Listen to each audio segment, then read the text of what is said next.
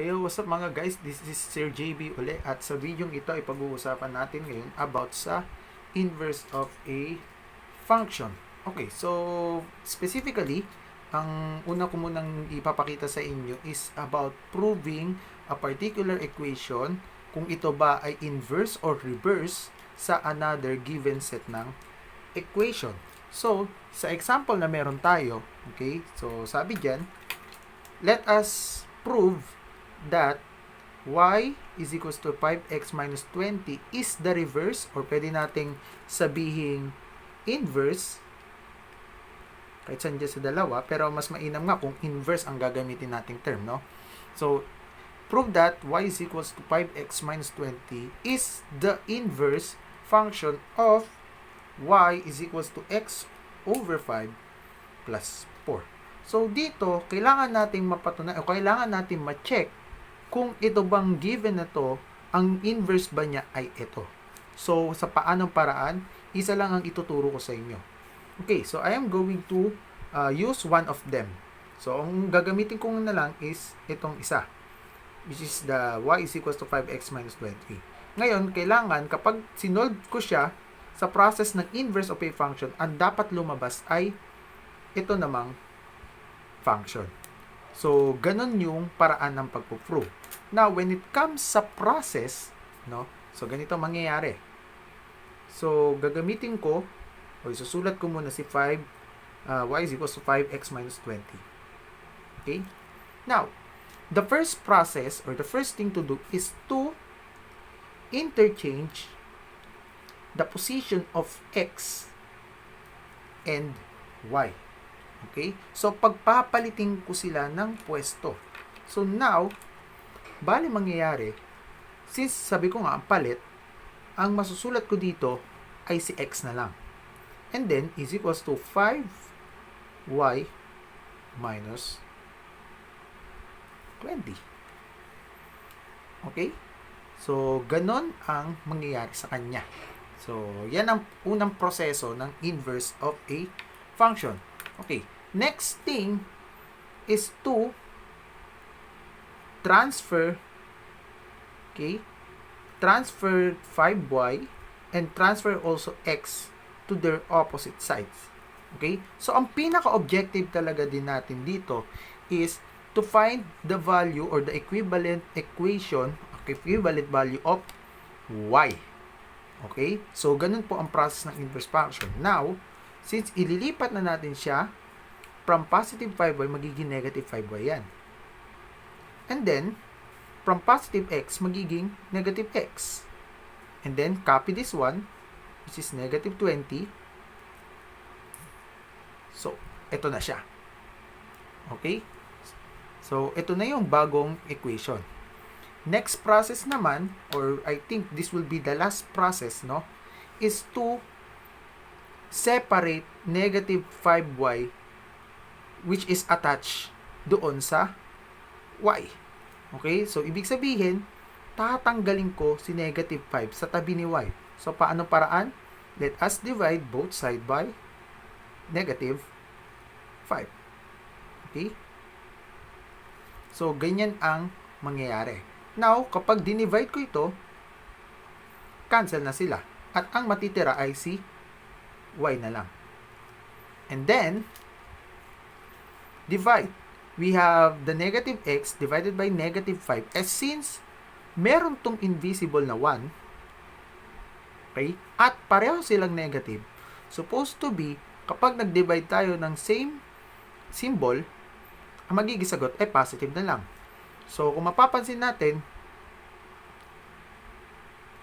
ang magiging sagot na lang niya ay x over 5. Okay? Kasi negative 1 divided by negative 5 is 1/5. Okay? And since invisible nga si 1, we can rewrite na lang as x and then still 5.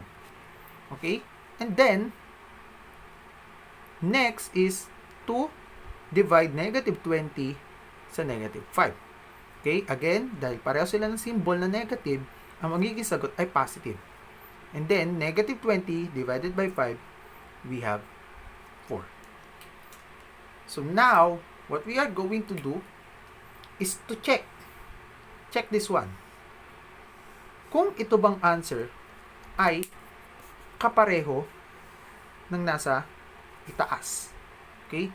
So, since pareho sila mula sa y is equals to x over 5 plus 4, ibig sabihin, this term is the reverse or the inverse function of y is equals to x minus 5 plus 4.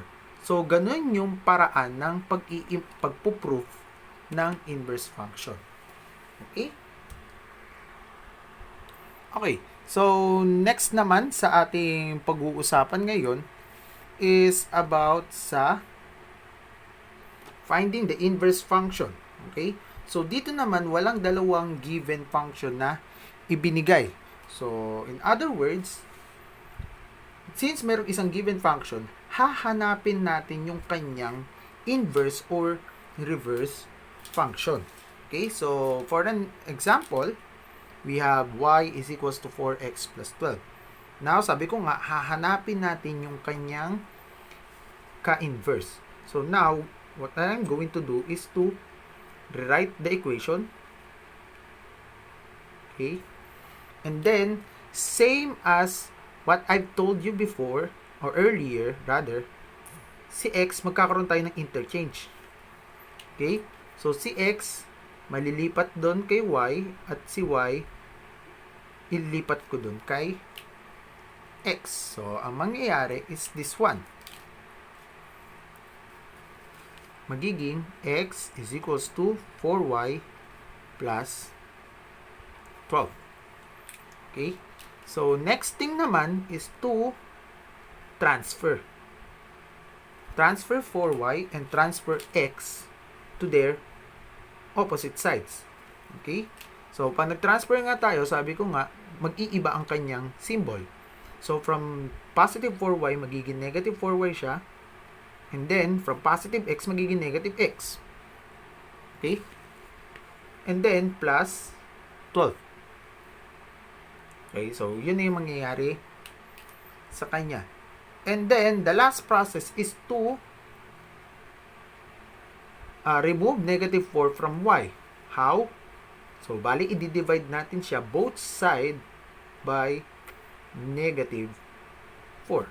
Okay? So, that negative 4 na mula sa negative 4y at yung negative 4 na denominator natin ay makancel para ang matira ay si y na lang. Okay? And then, same thing, kagaya nung nauna, since ito ay negative x and then negative 4, eh parehas silang negative, so, we have x over 4. And then, positive 12 divided by negative 4. Since magkaiba naman sila ng symbol, ang magiging sagot ay negative. And then, 12 divided by 4 is 3. So, therefore, ang ka-inverse function ni 4x plus 12 ay si y is equals to x over 4 minus 3.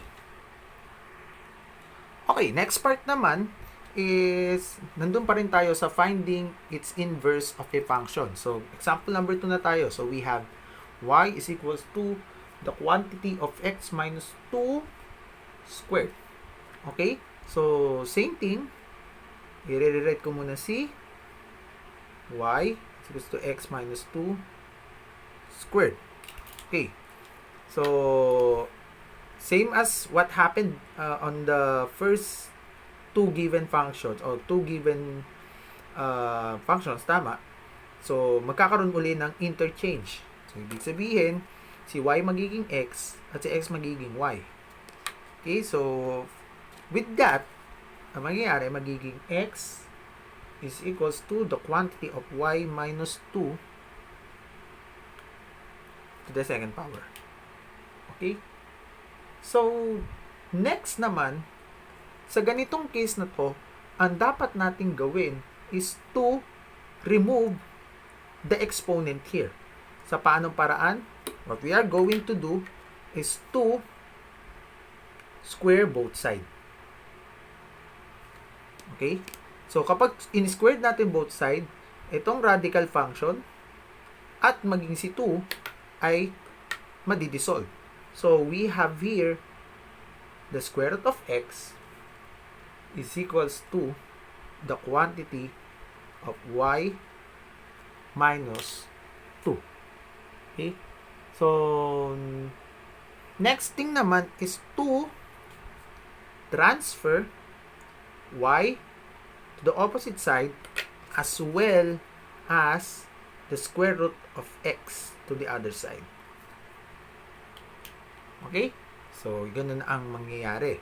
And again, syempre, kapag naglipat tayo, mag-iiba ang kanyang symbol.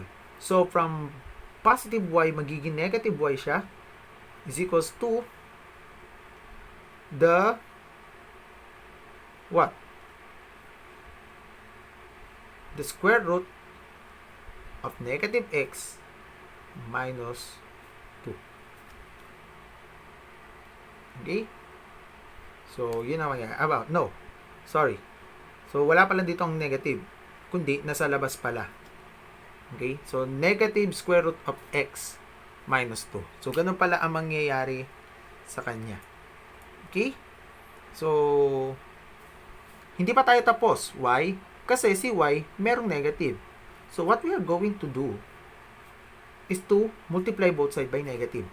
So that, yung negative dito ay makancel o mabura.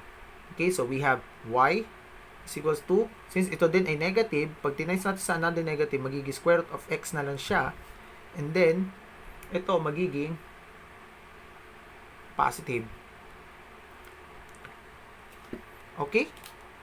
So, this will be your final answer. Okay, so continue tayo sa ating last part or last example ng finding the inverse function of a given function din. Okay, or given equation rather.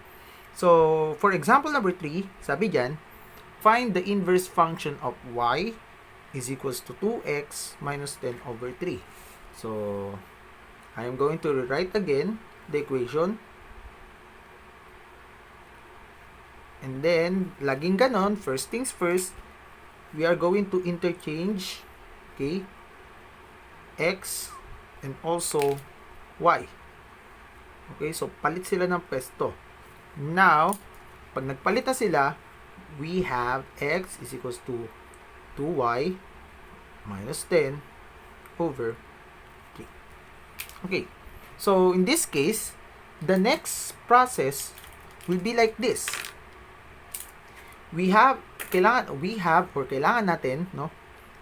nating tanggalin si 3 dito sa pwesto niya ng denominator. So, paano? Ganito lang. Simple. We are going to transfer 3 together with x. Now, sa pagta-transfer, since ito ay nasa denominator at nasa operation siya ng division, ganito lagi nyo tatandaan. Once na naglilipat tayo ng number mula sa ibaba at pupunta natin sa itaas, mag-iiba ang kanyang operation. So here, si 3 naka-divide siya. Pag nilipat natin siya, magiging multiplication. So we have 3 times x. And then, mananatili si 2y minus 10. Okay? And then, solve. 3 times x, we have 3x is equals to 2y minus 10. Okay? So, next process is to transfer 2y and 3x to their opposite sides. Okay? So, again and again, kapag nagta-transfer naman tayo, kagaya nito, sa case na ito, is mag-iiba ang kanyang symbol. Pero bakit dito sa kabila, hindi siya nag-iba ng symbol? The answer or the explanation is this. Kasi, siya ay galing sa baba. Once na nililipat natin siya sa taas, hindi symbol ang napapalit, kundi yung kanyang operation. Since dito sa case na to, mula siya sa taas, ililipat lang din naman siya sa kapwa niyang itaas. So, dun ka lang magpapalit ng kanyang sign. Okay? So, proceed tayo. So, from 2y, magiging negative 2y yan. And then, from 3x, magiging negative 3x. Then, minus 10. Okay?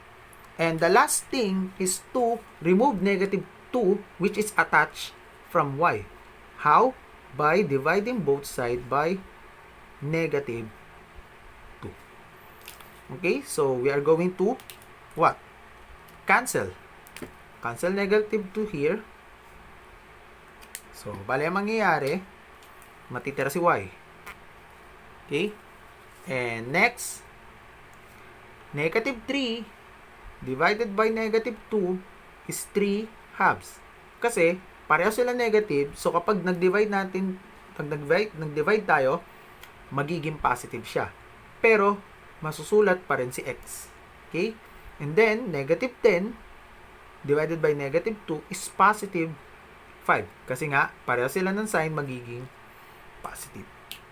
So, therefore, ang inverse function ni y is equals to 2x minus 10 over 3 is y is equals to 3x over 2 plus 5.